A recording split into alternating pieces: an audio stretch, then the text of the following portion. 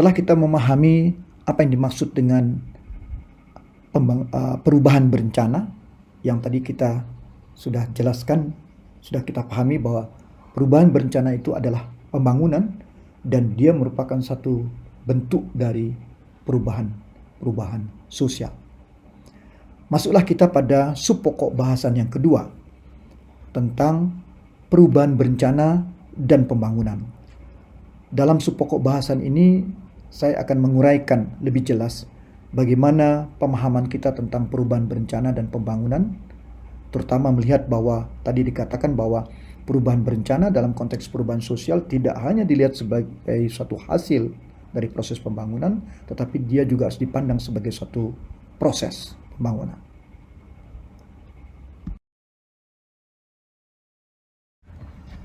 Ada baiknya sebelum penjelasan lebih rinci tentang perubahan berencana dan pembangunan, kita dapat melihat pemahaman definisi tentang pembangunan. Misalnya kita mengutip dari Ndraha pada tahun 1987 yang menyatakan pendapat Katz bahwa pembangunan diartikan sebagai perubahan kemasyarakatan yang besar dari satu tingkat kesejahteraan ke tingkat berikutnya yang dihargai lebih tinggi. Maknanya pembangunan itu adalah suatu proses perubahan yang ditunjukkan dengan atau diindikasikan dengan adanya perubahan-perubahan tingkat kesejahteraan. Sama juga dari yang dikutip Ndraha, seperti yang dinyatakan oleh Siagian, dinyatakan pula bahwa pembangunan adalah suatu usaha atau rangkaian usaha pertumbuhan dan perubahan yang berencana yang dilakukan secara sadar oleh suatu bangsa, negara dan pemerintah menuju modernisasi dalam rangka pembinaan bangsa atau nation building. Jadi dengan pemahaman ini atau definisi ini kita bisa melihat bahwa kuat pemahaman kita bahwa perubahan berencana adalah pembangunan. Di dalam pembangunan diartikan ada perubahan-perubahan kemasyarakatan yang besar atau perubahan-perubahan yang mendasar, terutama dalam perubahan dari satu tingkat kesejahteraan ke tingkat kesejahteraan yang lebih tinggi.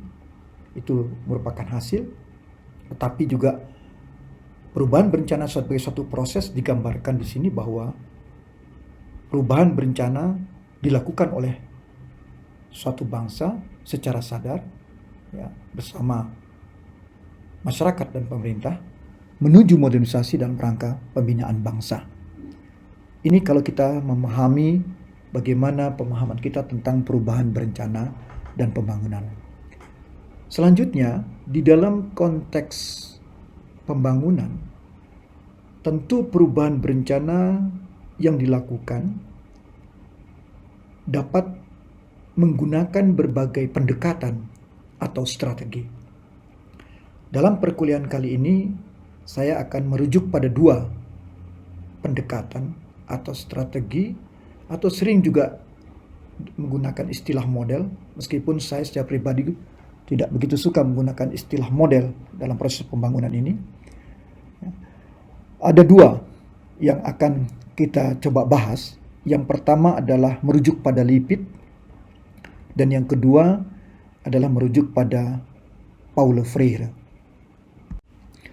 Pendekatan perubahan berencana atau pembangunan yang akan kita bahas bersama yaitu pendekatan yang dipaparkan oleh Lipit dan pendekatan yang dipaparkan oleh Freire. Lipit pendekatannya dikenal dengan model force field atau power base, kekuatan penekan, sedangkan Freire dikenal dengan pendidikan pembebasan. Di dalam pendekatan atau model kekuatan penekan Lipit, perubahan berencana itu terjadi menurutnya karena munculnya tekanan-tekanan terhadap kelompok, individu, atau organisasi. Kekuatan penekan atau driving forces akan berhadapan dengan penolakan atau resistensi untuk berubah. Oleh karena itu, perubahan dapat terjadi dengan memperkuat driving force dan melemahkan resisten to change. Nah, berbeda dengan pendekatan yang dilakukan oleh Freire yang menekankan pada pendidikan pembebasan. Bagi Freire, perubahan berencana dapat dilihat dari sebuah upaya memberikan kesadaran bagi masyarakat akan berbagai permasalahan yang dihadapinya dan diikuti dengan transfer of knowledge berupa kemampuan dalam memecahkan masalah. Dalam konteks ini, Freire menekankan pada pendidikan yang merupakan suatu upaya penyadaran bagi kaum tertindas, karena hanya dengan pendidikan akan melahirkan pembebasan bagi kaum tertindas.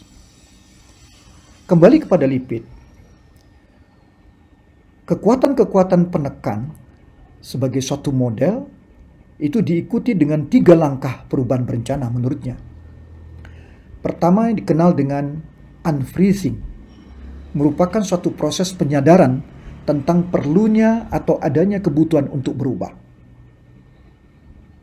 Kemudian yang kedua adalah langkah changing, merupakan langkah tindakan baik memperkuat driving forces maupun memperlemah resistensi. Dan langkah yang ketiga adalah refreshing, membawa kembali kelompok kepada keseimbangan yang baru atau the new dynamic equilibrium. Mungkin Anda masih ingat ketika kita mempelajari teori struktural fungsional, kita mempelajari cybernetiknya Parson, ya, muncul konsep tentang new dynamic equilibrium. Secara posisional Anda bisa menempatkan bagaimana sebenarnya model force field atau power base atau kekuatan-kekuatan penekan ini bisa kita tempatkan di dalam konteks modernisasi atau pendekatan modernisasi. Nah, berbeda dengan Lipit, di dalam pendidikan pembebasan Freire yang memfokuskan pada pendidikan kaum tertindas, dikatakan olehnya haruslah tidak berupa pendidikan dengan paradigma lama yang bersifat top-down. Baginya perlu dirancang model-model pendidikan yang menempatkan secara sejajar antara guru dan murid, jadi subject to subject. Menurutnya model ini tidak dapat ditemukan pada model top-down.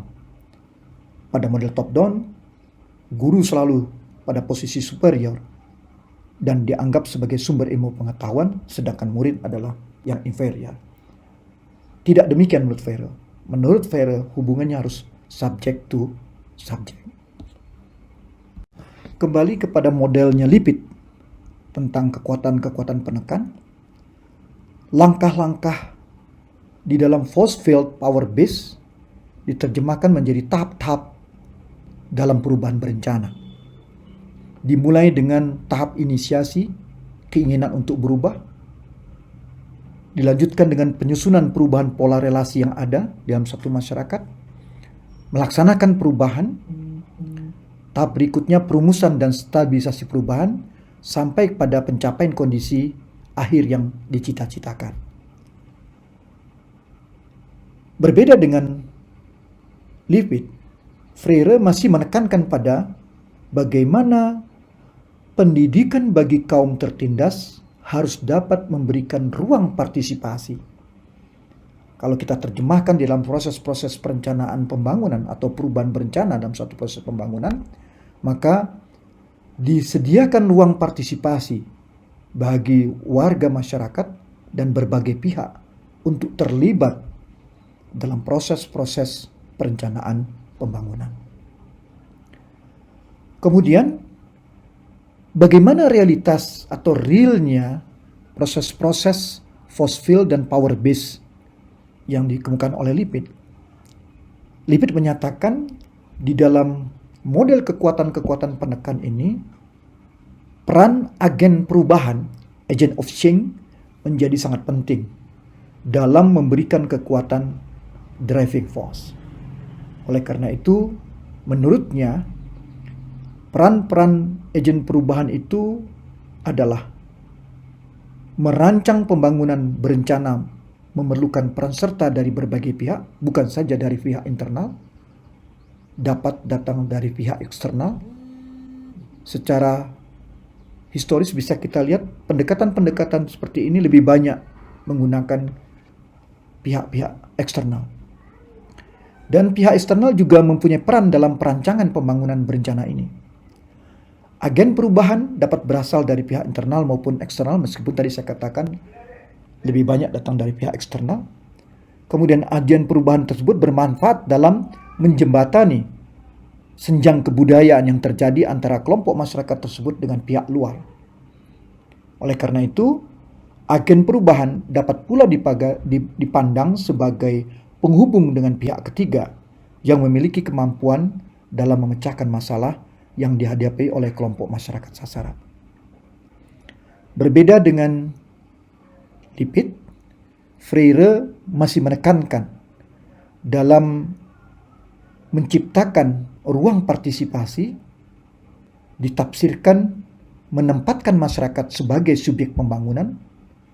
Menurutnya hal ini menjadi mutlak, sehingga masyarakat akan dapat berperan serta secara aktif mulai dari perencanaan, pelaksanaan, hingga monitoring dan evaluasi pembangunan, serta memanfaatkan hasil. Kemudian melakukan pendekatan pembangunan dengan semangat lokalitas, artinya dengan semangat lokalitas, masyarakat lokal dengan pengetahuan serta pengalamannya menjadi modal yang sangat besar dalam memahami persoalan-persoalan yang mereka hadapi, sehingga dapat memecahkan masalah yang dalam hal ini disebut dengan melaksanakan pembangunan.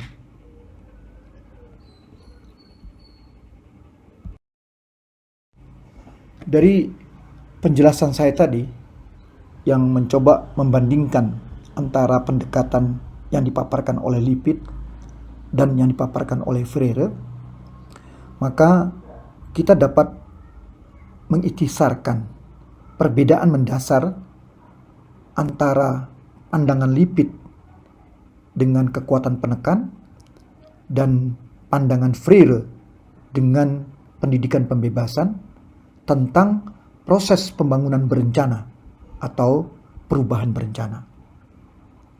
Perbedaannya adalah Lipit melihat peran agen perubahan, terutama pihak eksternal, yang tadi juga saya katakan lebih banyak datang dari eksternal, di luar dari suatu komunitas atau suatu masyarakat.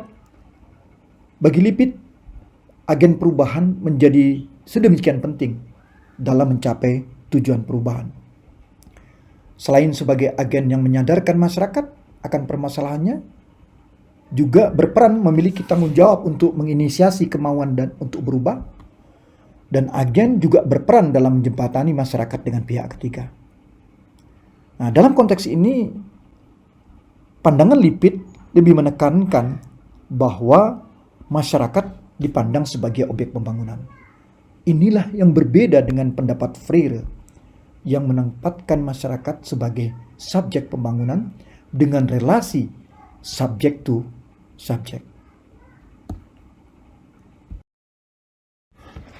Dari dua pendekatan yang berbeda dalam memahami suatu perubahan berencana atau perencanaan pembangunan atau pembangunan, maka apabila kita menempatkan pandangan Lipit sebagai satu tesis, maka pandangan Paulo Freire sebagai antitesisnya. Meskipun demikian, dalam konteks perubahan berencana, apa yang dapat kita sintesiskan dari dua pandangan yang berbeda tentang perubahan berencana? Yang dapat kita sintesiskan adalah bahwa pembangunan merupakan sebuah perubahan yang direncanakan dan mempunyai tujuan serta periodisasi yang jelas. Yang kedua, pada dasarnya pembangunan haruslah bertujuan untuk memecahkan berbagai permasalahan yang dihadapi oleh masyarakat. Kembali kepada perbedaan dua pendekatan dalam perubahan berencana antara Lipit dan Paulo Freire, maka kalau kita merujuk kepada paradigma pembangunan yang telah kita kenal dengan adanya pergeseran paradigma dari paradigm shift, maka di dalam pergeseran paradigma ini kita bisa menempatkan sebenarnya model-model perubahan berencana dari lipid, force field, atau power base, kekuatan-kekuatan penekan, itu dapat diturunkan dari paradigma pembangunan yang kita sebut dengan production center development. Dalam sejarah pembangunan di Indonesia, inilah yang banyak dilakukan ketika pemerintah Orde Baru di zaman Soeharto melakukan proses-proses pembangunan yang lebih menekankan pada kekuatan-kekuatan penekan, ya, merujuk pada paradigma production center development yang dicirikan adanya kekuatan-kekuatan sentralisasi, mobilisasi sumber daya, lebih pada menaklukkan sumber daya manusia dan institusi yang ada, mengeksploitasi sumber daya, menekankan pada hubungan fungsional birokratis, selalu berpandangan skala nasional, lebih menekankan pada ekonomi konvensional, pertumbuhan ekonomi, mendatangkan investor, dan ini sudah dibuktikan bahwa pembangunan yang merujuk pada paradigma seperti ini telah menghasilkan pembangunan yang tidak berkelanjutan atau unsustainable. Sedangkan pendekatan-pendekatan perubahan berencana yang dipaparkan oleh Freire dengan pendidikan pembebasan yang mengutamakan bahwa perubahan berencana itu menekankan pada pendidikan pembebasan yang menyediakan ruang partisipasi tidak hanya pada komunitas atau masyarakat tetapi juga bagi pihak di dalam proses-proses perubahan berencana atau perencanaan pembangunan. Dan kalau itu kita rujuk pada pergeseran paradigma dari production center development ke people center development, maka apa yang dipaparkan oleh Paulo Freire dengan pendidikan pembebasan itu dapat kita katakan diturunkan dari people center development yang menekankan pada desentralisasi, partisipasi komunitas dan berbagai pihak, bukan menaklukkan tetapi meningkatkan, mengupayakan upaya-upaya pemberdayaan, tidak hanya mengeksploitasi sumber daya alam tetapi juga mempertimbangkan proses pelestarian sumber daya, tidak hanya mengandalkan pada jaringan birokrasi tetapi juga mementingkan pada social networking, jejaring sosial. Pembangunan tidak hanya dilihat pada skala nasional tetapi juga dilihat pada skala atau skop teritorial. Tidak hanya mengembangkan ekonomi konvensional yang menekankan pada pertumbuhan, tetapi juga mengembangkan lokal ekonomi atau ekonomi lokal dengan kekuatan keswadayaan lokal. Dan proses-proses pembangunan perubahan berencana yang merujuk kepada people centered development juga telah dibuktikan menghasilkan suatu pembangunan yang berkelanjutan atau sustainable development. Nah, di dalam konteks pergeseran paradigma ini, kita bisa menempatkan dengan dua contoh pendekatan perubahan berencana, Lipit dan Freire. Kita bisa menempatkan Lipit pada production center development dan Freire mulai menggeser sehingga bisa kita katakan diturunkan dari people center development. Ini adalah pergeseran paradigma pembangunan. Jadi dalam konteks perubahan berencana, kalau kita perhatikan sekarang dalam proses-proses pembangunan masyarakat pedesaan kita, desa-desa mempunyai rencana pembangunan jangka menengah desa. Desa juga mempunyai program-program kepala desa yang dirancang secara partisipatif dalam satu satuan komunitas desa. Kemudian melalui proses-proses bottom up dengan pendekatan-pendekatan partisipatif, dilakukanlah proses-proses perencanaan melalui musrenbang dari tingkat desa sampai pada tingkat yang lebih tinggi di atasnya, kabupaten kota, kemudian dipadukan dengan perencanaan-perencanaan pembangunan secara top down dan teknokratis. Meskipun tadi saya katakan lebih banyak keputusan ada pada mekanisme politis.